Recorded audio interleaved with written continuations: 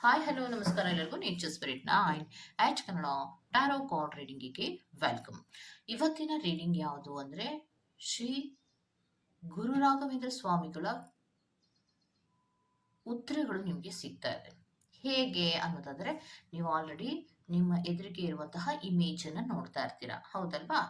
ನಿಮ್ಮ ಮನಸ್ಸಿನಲ್ಲಿ ಯಾವುದೇ ಪ್ರಶ್ನೆಗಳಿದ್ರೂ ಆ ಖಾಲಿ ಹಾಳೆಗಳಲ್ಲಿ ಪ್ರಶ್ನೆಗಳನ್ನ ಮನಸ್ಸಿನಲ್ಲಿ ಮೂಡಿಸ್ಕೊಳ್ಳಿ. ಅಂದ್ರೆ ಈ ಖಾಲಿ ಹಾಳೆಯನ್ನ ಆಯ್ಕೆ ಮಾಡ್ಕೊಳ್ಳೋದ್ರ ಮೂಲಕ ನೀವು ಮನಸ್ಸಿನಲ್ಲಿ ಯಾವ ಪ್ರಶ್ನೆಗೆ ಉತ್ತರ ಬೇಕೋ ಅದನ್ನ ಶ್ರೀ ಗುರು ರಾಘವೇಂದ್ರ ಸ್ವಾಮಿಗಳ ಬಳಿಯಲ್ಲಿ ಕೇಳಿ ಉತ್ತರಗಳನ್ನ ಪಡ್ಕೊಳ್ಳಿ. ಸೊ ಗುರು ರಾಘವೇಂದ್ರ ಸ್ವಾಮಿಗಳನ್ನ ಏಕಾಗ್ರತೆಯಿಂದ ನೆನಪಿಸ್ಕೊಳ್ಳೋದ್ರ ಮೂಲಕ ನಿಮ್ಮ ಮನಸ್ಸಿನಲ್ಲಿ ಯಾವುದೇ ಒಂದು ಪ್ರಶ್ನೆಯನ್ನ ಇಟ್ಕೊಳ್ಳಿ. ಸೊ ನಾನು ಎರಡು ಆಪ್ಷನ್ ಅಷ್ಟೇ ನಿಮ್ಗೆ ಕೊಟ್ಟಿರುವಂತಹದ್ದು. ಆ ಎರಡು ಆಪ್ಷನ್ ನಲ್ಲಿ ಯಾವುದಾದರೂ ಒಂದನ್ನ ಏಕಾಗ್ರತೆಯಿಂದ ಆಯ್ಕೆ ಮಾಡ್ಕೊಳ್ಳಿ. ಆ ಪ್ರಶ್ನೆಗೆ ಉತ್ತರವನ್ನ ಶ್ರೀ ಗುರು ರಾಘವೇಂದ್ರ ಸ್ವಾಮಿಗಳೇ ಕಾರ್ಡ್ಸ್ ಗಳ ಮೂಲಕ ನಿಮ್ಗೆ ಕೊಡ್ತಾ ಹೋಗ್ತಾರೆ. ಓಕೆ, ಸೊ ಇದೆಲ್ಲವೂ ಕೂಡ ಇನ್ ಜನರಲ್ ಆಗಿರುವಂತಹ ರೀಡಿಂಗ್ ಆಗಿರೋದ್ರಿಂದ ನಿಮ್ಗೆ ರೆಸೋನೇಟ್ ಆದ್ರೆ ಮಾತ್ರ ತಗೊಳ್ಳಿ. ಹಾಗೇನೆ ಸ್ಕ್ರೀನ್ ಮೇಲೆ ಕಾಣ್ತಾ ಇರುವಂತಹ ಒಂದು ನಂಬರ್, ಅದು ಪರ್ಸನಲ್ ರೀಡಿಂಗಿನ ನಂಬರ್ ಆಗಿರುತ್ತೆ. ಯಾರಿಗೆಲ್ಲ ಪರ್ಸನಲ್ ರೀಡಿಂಗಿನ ಅವಶ್ಯಕತೆ ಇದೆಯೋ ಅವರೆಲ್ಲರೂ ಕೂಡ ವಾಟ್ಸ್ಆಪ್ ಮೆಸೇಜ್ ನ ಮಾಡೋದ್ರ ಮೂಲಕ ಪೇ ಮಾಡಿ ನಿಮ್ಮ ರೀಡಿಂಗ್ಸ್ ಗಳನ್ನ ನೀವು ತಗೋಬಹುದಾಗಿರುತ್ತೆ. ಓಕೆ, ಮನಸ್ಸನ್ನ ಏಕಾಗ್ರತೆಯಲ್ಲಿ ಇಟ್ಕೊಳ್ಳಿ. ಯಾಕಂದ್ರೆ ಶ್ರೀ ಗುರು ರಾಘವೇಂದ್ರ ಸ್ವಾಮಿಗಳನ್ನ ನಂಬಿ ಪೂಜೆಗಳನ್ನ ಸಲ್ಲಿಸ್ತಾ ಇರ್ತೀರಾ, ವ್ರತಾಚರಣೆಗಳನ್ನ ಮಾಡ್ತಿರ್ತೀರಾ. ಯಾರೆಲ್ಲ ಪೂಜೆಗಳನ್ನ ವ್ರತಾಚರಣೆಗಳನ್ನ ಮಾಡ್ತಿದ್ದೀರೋ, ಯಾರೆಲ್ಲ ಶ್ರೀ ಗುರು ರಾಘವೇಂದ್ರ ಸ್ವಾಮಿಯವರನ್ನ ನಂಬಿದಿರೋ ಅವರೆಲ್ಲರಿಗೂ ಕೂಡ ಒಂದಲ್ಲ ಒಂದು ರೀತಿಯ ವಿಶೇಷ ಅನುಭವಗಳು ನಿಮ್ಮ ಲೈಫಿನಲ್ಲಿ ಖಂಡಿತವಾಗಿಯೂ ಆಗಿರುತ್ತೆ. ಅದೇ ರೀತಿ ನಿಮ್ಮ ಮನಸ್ಸಿನಲ್ಲಿ ಯಾವುದೇ ಒಂದು ಗೊಂದಲದ ಪ್ರಶ್ನೆ ಇರಬಹುದು, ಅಥವಾ ಈ ಪ್ರಶ್ನೆಗೆ ಉತ್ತರ ರಾಘವೇಂದ್ರ ಸ್ವಾಮಿಗಳಿಂದಲೇ ನನಗೆ ಬೇಕಾಗಿತ್ತು ಅನ್ನುವಂತಹ ಮನಸ್ಥಿತಿ ನಿಮ್ಗೆ ಇದ್ರೆ ಖಂಡಿತವಾಗಿಯೂ ನಿಮ್ಮ ಎದುರುಗಡೆ ಇರುವಂತಹ ಎರಡು ಖಾಲಿ ಹಾಳೆಗಳಲ್ಲಿ ಯಾವುದಾದರೂ ಒಂದನ್ನು ಆಯ್ಕೆ ಮಾಡ್ಕೊಳ್ಳಿ. ಆ ಖಾಲಿ ಹಾಳೆಗಳ ಮೇಲೆ ನಾನು 1, 2 ಅನ್ನುವಂತಹ ನಂಬರ್ ಅನ್ನ ಮೆನ್ಷನ್ ಮಾಡಿದ್ದೀನಿ. ಓಕೆ, ಸೊ ಆಯ್ಕೆಯನ್ನ ಮಾಡ್ಕೊಳ್ಳುವಾಗ ನೀವು ಕರೆಕ್ಟ್ ಆಗಿ ನೋಡಿ ನಂಬರ್ ಅನ್ನ ಮೆನ್ಷನ್ ಮಾಡ್ಕೊಳ್ಳಿ. ಖಾಲಿ ಹಾಳೆಗಳನ್ನ ಆಯ್ಕೆ ಮಾಡ್ಕೊಳ್ಳುವಾಗ ಅದರ ಕಲರ್ ಅನ್ನ ನೋಡಿ ಆಯ್ಕೆಯನ್ನ ಮಾಡ್ಕೊಳ್ಳಿ. ಯಾವುದೇ ಪ್ರಶ್ನೆಯನ್ನ ನೀವು ಇಟ್ಕೊಂಡಿರಬಹುದು. ಪ್ರಾಪರ್ಟಿಗೆ ಸಂಬಂಧಪಟ್ಟಂತೆ ಇರಬಹುದು, ಪ್ರೀತಿಗೆ ಸಂಬಂಧಪಟ್ಟಂತೆ ಇರಬಹುದು, ಅಥವಾ ನಿಮ್ಮ ವೈವಾಹಿಕ ಜೀವನಕ್ಕೆ ಸಂಬಂಧಪಟ್ಟಂತೆ ಇರಬಹುದು, ಅಥವಾ ನಿಮ್ಮ ಕೆರಿಯರ್ಗೆ ಸಂಬಂಧಪಟ್ಟಂತೆ ಇರಬಹುದು.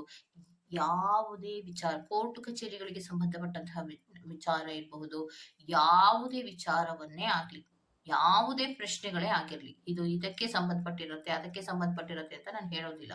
ಸೊ ನಿಮ್ಮ ಸಿಚುಯೇಷನ್ ಯಾವುದೇ ಇದ್ರೂ ಕೂಡ ನೇರವಾಗಿ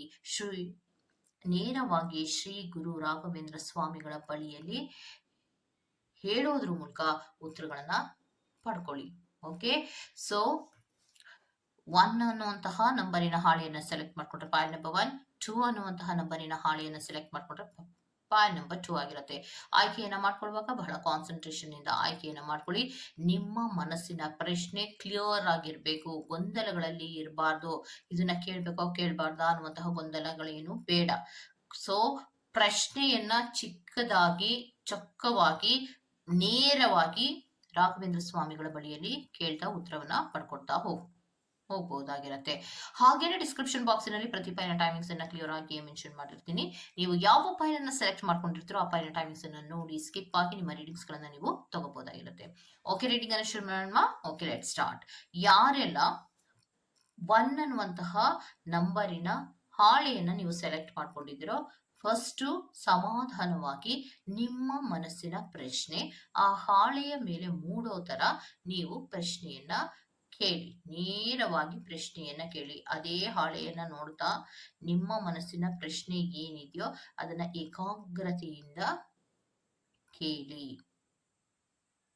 ಓಕೆ, ಸೊ ಏಕಾಗ್ರತೆಯಿಂದ ಕೇಳಿದ ತದನಂತರದಲ್ಲಿ ಉತ್ತರಗಳು ಏನ್ ಬರುತ್ತೆ ಅನ್ನೋದನ್ನ ನೋಡ್ತಾ ಹೋಗೋಣ. ಓಕೆ, 11 ಬಾರಿ ಶ್ರೀ ಗುರು ರಾಘವೇಂದ್ರ ಸ್ವಾಮಿಗಳನ್ನ ಮನಸ್ಸಿನಲ್ಲಿ ನೆನಪಿಸ್ಕೊಳ್ಳಿ.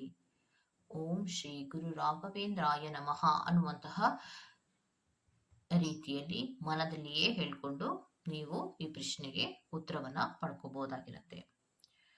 ಸೊ ನಿಮ್ಮ ಮನಸ್ಸಿನಲ್ಲಿರುವಂತಹ ಪ್ರಶ್ನೆಗೆ ಉತ್ತರ ಏನ್ ಹೇಳ್ತಾ ಇದ್ದಾರೆ ಅನ್ನೋದಾದ್ರೆ, ಯಾವುದೇ ನಿಮ್ಮ ಮನಸ್ಸಿನ ಪ್ರಶ್ನೆಗೆ ಸ್ವಲ್ಪ ವರ್ಕ್ ಅನ್ನ ಮಾಡಬೇಕು, ಅಂದ್ರೆ ಪ್ರಯತ್ನವನ್ನ ನೀವು ಮಾಡಲೇಬೇಕು ಅನ್ನೋದನ್ನ ಹೇಳ್ತಾ ಇದ್ದಾರೆ.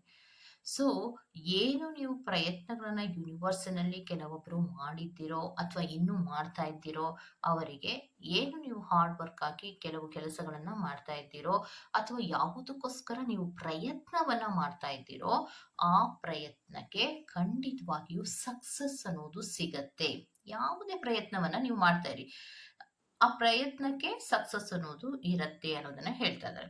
ಮತ್ತೆ ನಿಮಗೆ ಹೇಗೆ ಗೊತ್ತಾಗತ್ತೆ ಸಕ್ಸಸ್ ಆಗೋದಕ್ಕಿಂತ ಮುಂಚೆ ಕೆಲವು ಸೂಚನೆಗಳನ್ನ ಶ್ರೀ ಗುರು ರಾಘವೇಂದ್ರ ಸ್ವಾಮಿಗಳು ನಿಮ್ಗೆ ಕೊಡ್ತಾರೆ. ಅದನ್ನ ಕರೆಕ್ಟ್ ಆಗಿ ಗಮನಿಸ್ಕೊಳ್ಳಿ. ಕನಸಿನ ಮೂಲಕ ಇರಬಹುದು, ಯಾವುದೋ ವ್ಯಕ್ತಿಯ ಮೂಲಕ ಇರಬಹುದು, ಮತ್ತೆ ಯಾವುದೋ ಒಂದು ಟೈಮಿನಲ್ಲಿ ನಿಮಗೆ ನೀವು ಮಾಡ್ತಾ ಇರುವಂತಹ ಪರಿಶ್ರಮಕ್ಕೆ ಅಥವಾ ನಿಮ್ಮ ಮನಸ್ಸಿನ ಪ್ರಶ್ನೆಗೆ ಉತ್ತರವನ್ನ ಕೆಲವು ಸೂಚನೆಗಳ ಮೂಲಕ ಶ್ರೀ ಗುರು ರಾಘವೇಂದ್ರ ಸ್ವಾಮಿಗಳು ನಿಮಗೆ ಕೊಡ್ತಾ ಹೋಗ್ತಾರೆ. ಯಾಕಂದ್ರೆ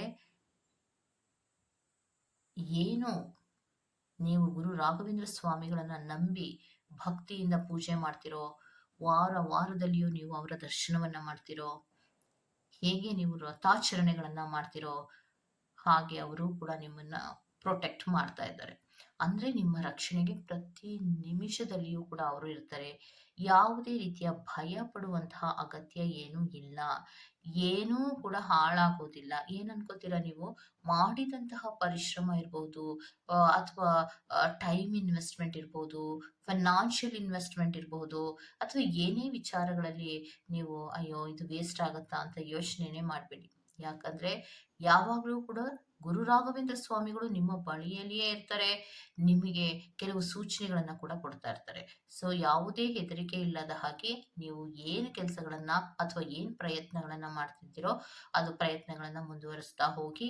ಸೊ ಅದರಲ್ಲಿ ನಿಮಗೆ ಸಕ್ಸಸ್ ಇರುತ್ತೆ. ಯಾಕಂದ್ರೆ ಶ್ರೀ ಗುರು ರಾಘವೇಂದ್ರ ಸ್ವಾಮಿಗಳು ನಿಮಗೆ ಯಾವಾಗಲೂ ಕೂಡ ಪ್ರೊಟೆಕ್ಟ್ ಅನ್ನ ಮಾಡ್ತಾರೆ. ಪ್ರೊಟೆಕ್ಟ್ ಅನ್ನ ಮಾಡ್ತಾ ಇದ್ದಾರೆ ಅನ್ನೋದಕ್ಕೆ ಕೆಲವು ಸೂಚನೆಗಳು ನಿಮ್ಗೆ ಸದ್ಯದಲ್ಲೇ ಸಿಗುತ್ತೆ ಅನ್ನೋದನ್ನ ಕೂಡ ಹೇಳ್ತಾ ಇದ್ದಾರೆ. ಸೊ ನಿಮ್ಮ ಮನಸ್ಸಿನ ಪ್ರಶ್ನೆಗೆ ಹೌದು ಸಕ್ಸಸ್ ಆಗತ್ತೆ ಆ ಕೆಲಸ ಅನ್ನೋದನ್ನ ಹೇಳ್ತಾ ಇದ್ದಾರೆ. ಓಕೆ, ಸೊ ಇದಿಷ್ಟು ಪಾಯಲ್ ನಂಬರ್ 1 ಅವರ ರೀಡಿಂಗ್ ಆಗಿರುತ್ತೆ. ಗೋ ಟು ದ ನೆಕ್ಸ್ಟ್ ಪಾಯಲ್ ನಂಬರ್ 2. ಪಾಯಲ್ ನಂಬರ್ 2 ಯಾರೆಲ್ಲ ಆಯ್ಕೆಯನ್ನ ಮಾಡ್ಕೊಂಡಿದ್ದೀರೋ ಅದು ಲೈಟ್ ಬ್ಲೂ ಇರುವಂತಹ ಒಂದು ಖಾಲಿ ಹಾಳೆಯನ್ನ ನೀವು ಆಯ್ಕೆ ಮಾಡ್ಕೊಂಡಿದ್ದೀರಾ, ಹೌದಲ್ವಾ?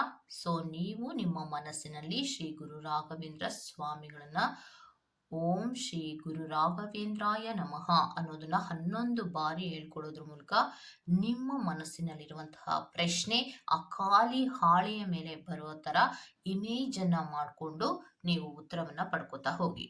ಸೊ ನಿಮ್ಮ ಮನಸ್ಸಿನಲ್ಲಿರುವಂತಹ ಪ್ರಶ್ನೆ ಈ ಖಾಲಿ ಹಾಳೆಯ ಮೇಲೆ ಇಮೇಜ್ ಮಾಡ್ಕೊಳ್ಳಿ, ಖಂಡಿತವಾಗಿಯೂ ನಿಮ್ಗೆ ಉತ್ತರ ಸಿಗತ್ತೆ. ಮಾಡ್ಕೊಂಡಿದ್ದೀರಾ ಅಲ್ವಾ? ಸೊ ಗುರು ರಾಘವೇಂದ್ರ ಸ್ವಾಮಿಗಳು ನಿಮ್ಗೆ ಕೊಡ್ತಾ ಇರುವಂತಹ ಉತ್ತರ ಏನು? ಬೆಟ್ಟದಂತಹ ಕಷ್ಟ ನಿನ್ನಲ್ಲಿ ಇದ್ರೂ ಕೂಡ ಅದಕ್ಕೆ ಸೊಲ್ಯೂಷನ್ ಅನ್ನೋದು ಖಂಡಿತವಾಗಿಯೂ ಇರತ್ತೆ ಅನ್ನೋದನ್ನ ಹೇಳ್ತಾ ಇದ್ದಾರೆ. ಸೊ ಬೆಟ್ಟದಂತಹ ಕಷ್ಟ ನಿನ್ನಲ್ಲಿ ಇದ್ರೂ ಕೂಡ ಯಾವುದೇ ರೀತಿಯ ಬೆಳಕು ನನಗಿಲ್ಲ, ನಾನು ತುಂಬಾ ಕಷ್ಟ ಪಡ್ತಾ ಇದ್ದೀನಿ, ಯಾವುದೇ ದಾರಿ ಕಾಣಿಸ್ತಾ ಇಲ್ಲ ಅಂತ ನೀವು ಅನ್ಕೊಂಡಿದ್ರು ಕೂಡ ಗುರು ರಾಘವೇಂದ್ರ ಸ್ವಾಮಿಗಳು ಹೇಳ್ತಾ ಇದ್ದಾರೆ ಖಂಡಿತವಾಗಿಯೂ ದಾರಿ ಇದೆ, ದಾರಿಯನ್ನ ಕೊಡ್ತೀನಿ ಅನ್ನೋದನ್ನ ಹೇಳ್ತಾ ಇದ್ದಾರೆ. ಮತ್ತೆ ಕೆಲವೊಂದು ವಿಚಾರಗಳಲ್ಲಿ ಆ ಇಬ್ರು ಕೂಡ ಕಾಂಪ್ರಮೈಸಿನ ವಿಚಾರಕ್ಕೆ ಸಂಬಂಧಪಟ್ಟಂತೆ ನೀವು ಪ್ರಶ್ನೆಯನ್ನ ಕೇಳ್ತಾ ಇದ್ದಿರಬಹುದು. ಇಷ್ಟು ದಿನ ಯಾವುದೋ ಸೈಟಿನ ವಿಚಾರಕ್ಕಿರ್ಬಹುದು, ಆಸ್ತಿಯ ವಿಚಾರಕ್ಕಿರ್ಬಹುದು, ಕೆಲವೊಂದು ಹಣಕಾಸಿನ ವಿಚಾರಕ್ಕಿರ್ಬಹುದು, ಅಥವಾ ಕೆಲವೊಂದು ಬಿಸ್ನೆಸ್ಸಿನ ವಿಚಾರಕ್ಕಿರ್ಬಹುದು, ಕಾಂಪ್ರಮೈಸ್ಗೆ ಸಂಬಂಧಪಟ್ಟಂತಹ ಪ್ರಶ್ನೆಗಳನ್ನ ಯಾರಾದ್ರೂ, ಅಥವಾ ಪ್ರೀತಿಯ ವಿಚಾರದಲ್ಲಿ ಕಾಂಪ್ರಮೈಸ್ ಇರಬಹುದು, ಯಾವುದೇ ಕಾಂಪ್ರಮೈಸಿನ ವಿಚಾರಗಳಿಗೆ ಸಂಬಂಧಪಟ್ಟಂತೆ ನೀವೇನಾದ್ರೂ ಈ ಪ್ರಶ್ನೆಯನ್ನ ಇಟ್ಕೊಂಡಿದ್ರೆ ಅಥವಾ ಅದನ್ನ ಬಿಟ್ಟು ಬೇರೆ ಯಾವುದೇ ಪ್ರಶ್ನೆಯನ್ನ ಇಟ್ಕೊಂಡಿದ್ರು ಕೂಡ ಇಬ್ರು ಕೂಡ ಕಮ್ಯುನಿಕೇಶನ್ಸ್ ಅನ್ನ ಕರೆಕ್ಟ್ ಆಗಿ ಮಾಡಿ. ಯಾರು ಕೂಡ ಮೇಲಲ್ಲ, ಯಾರು ಕೂಡ ಕೀಳಲ್ಲ. ಒಂದು ಪರಿಸ್ಥಿತಿಯನ್ನ ಸಮಾಧಾನಕರವಾದಂತಹ ಸಿಚುಯೇಷನ್ಗಳನ್ನ ಅಥವಾ ಸಿಚುಯೇಷನ್ಗಳಿಗೆ ನೀವು ತಂದ್ರೆ ಖಂಡಿತವಾಗಿಯೂ ನಿಮ್ಗೆ ಅದರಲ್ಲಿ ಲಾಭಗಳು ಇರುತ್ತೆ ಅನ್ನೋದನ್ನ ಹೇಳ್ತಾ ಇದ್ದಾರೆ. ಮತ್ತೆ ಯಾವುದೇ ವಿಚಾರಗಳಲ್ಲಿ ನೀವು ಮುಂದುವರಿಕೆಗಳನ್ನ ಮಾಡುವಾಗಲೂ ಕೂಡ ನೀವು ನಿಮ್ಮ ಮನಸ್ಸಿನಲ್ಲಿ ಗುರು ರಾಘವೇಂದ್ರ ಸ್ವಾಮಿಗಳು ನನ್ನ ಜೊತೆ ಇದ್ದಾರೆ, ನನ್ಗೆ ಯಾವುದೇ ಕಷ್ಟಗಳು ಬರೋದಿಲ್ಲ, ಕಷ್ಟಗಳು ಬಂದ್ರೂ ಕೂಡ ಅದಕ್ಕೊಂದು ಪರಿಹಾರವನ್ನ ನನಗೆ ಕೊಡ್ತಾರೆ ಅನ್ನುವಂತಹ ಮನಸ್ಥಿತಿ ನಿಮಗೆ ಇರಬೇಕು. ಅರ್ಥ ಆಯ್ತಾ? ಸೊ ನೀವು ಕರೆದ ತಕ್ಷಣವೇ ಗುರು ರಾಘವೇಂದ್ರ ಸ್ವಾಮಿಗಳು ಹೆಲ್ಪ್ ಮಾಡಬೇಕು ಅಲ್ಲ. ಅದಕ್ಕೊಂದು ಟೈಮ್ ಅನ್ನೋದು ಇರತ್ತೆ. ಆ ಟೈಮಿಗೆ ತಕ್ಕ ಹಾಗೆ ಅವರು ಖಂಡಿತವಾಗಿಯೂ ನಿಮ್ಮಿಬ್ಬರ ಮಧ್ಯದಲ್ಲಿ ಇರುವಂತಹ ಯಾವುದೇ ಸಮಸ್ಯೆಗಳಿದ್ರೂ ಕೂಡ ಅದನ್ನ ಸರಿ ಮಾಡಿ ಕೊಡ್ತಾರೆ ಅನ್ನೋದನ್ನ ಹೇಳ್ತಾ ಇದ್ದಾರೆ. ಸಮಸ್ಯೆಗಳು ಇರೋದು ಇಬ್ಬರು ವ್ಯಕ್ತಿಗಳ ಮಧ್ಯದಲ್ಲಿ ಅನ್ಸತ್ತೆ ಕೆಲವೊಬ್ಬರಿಗೆ. ಮತ್ತೆ ಯಾವುದೋ ಕೂಡ ಸೊಲ್ಯೂಷನ್ ಸಿಗದ ಹಾಗೆ ಕೆಲವೊಂದು ಜಗಳಗಳಿರಬಹುದು, ಮಿಸ್ಅಂಡರ್ಸ್ಟ್ಯಾಂಡಿಂಗ್ ಗಳಿರಬಹುದು, ಅಥವಾ ಈಕ್ವಾಲಿಟಿಗೆ ಬರಕ್ಕಾಗದೇ ಇರುವಂತಹ ಕೆಲವು ವಿಚಾರಕ್ಕೆ ಸಂಬಂಧಪಟ್ಟಂತಹ ಆ ಪ್ರಶ್ನೆಯನ್ನ ಏನಾದ್ರೂ ನೀವು ಇಟ್ಕೊಂಡಿದ್ರೆ ಅದು ಖಂಡಿತವಾಗಿಯೂ ನಿಮ್ಮಿಬ್ಬರ ನಡುವೆ ಕಾಂಪ್ರಮೈಸ್ ಆಗತ್ತೆ. ಇಬ್ಬರಿಗೂ ಕೂಡ ಲಾಭ ನಷ್ಟ ಅನ್ನೋದು ಆ ತರ ಏನು ಇರೋದಿಲ್ಲ. ಸಮ ಪ್ರಮಾಣದಲ್ಲಿ ನಿಮ್ಗೆ ಕೆಲವೊಂದು ನ್ಯಾಯಗಳನ್ನ ದೊರಕಿಸಿ ಕೊಡ್ತೀನಿ ಅನ್ನೋದನ್ನ ಹೇಳ್ತಾ ಇದ್ದಾರೆ. ಓಕೆ, ಸೊ ಇಷ್ಟು ದಿನದವರೆಗೆ ನೀವೇನ್ ಹೇಳ್ತಾ ಇದ್ರಿ, ಇದಕ್ಕೊಂದು ಸೊಲ್ಯೂಷನ್ ಆಗೋದೇ ಇಲ್ಲ, ವರ್ಷಾನುಗಟ್ಲೆ ಆಯ್ತಾ ಬಂತು, ಸುಮಾರು ಟೈಮ್ ಅನ್ನ ಇನ್ವೆಸ್ಟ್ ಮಾಡಿದ್ವಿ, ಪ್ರಯತ್ನವನ್ನ ಮಾಡಿದ್ವಿ, ಆದ್ರೆ ಒಬ್ರಿಗೊಬ್ರಿಗೆ ಕಾಂಪ್ರಮೈಸ್ ಆಗಿ ಕೆಲಸ ಮುಗಿತಾ ಇಲ್ವಲ್ಲ ಅನ್ನುವಂತಹ ವಿಚಾರಕ್ಕೆ ಸಂಬಂಧಪಟ್ಟಂತಹ ಏನಾದ್ರೂ ಪ್ರಶ್ನೆಗಳನ್ನ ಇಟ್ಕೊಂಡಿದ್ರೆ ಅದು ಸದ್ಯದಲ್ಲಿಯೇ ಮುಗಿಯುತ್ತೆ. ಈಕ್ವಾಲಿಟಿ ಅನ್ನೋದು ಇಬ್ಬರಲ್ಲಿಯೂ ಕೂಡ ಶುರು ಆಗತ್ತೆ. ಆಗ ಈಕ್ವಾಲಿಟಿ ಅನ್ನೋದು ಬಂದಾಗ ಇಬ್ರು ಕೂತು ಮಾತಾಡಿ ಈ ಪ್ರಾಬ್ಲಮ್ ಅನ್ನ ಸಾಲ್ವ್ ಮಾಡ್ಕೋಬಹುದು. ಪ್ರಯತ್ನವನ್ನ ಮಾಡಿ ಖಂಡಿತವಾಗಿಯೂ ನಾನು ನಿಮ್ಗೆ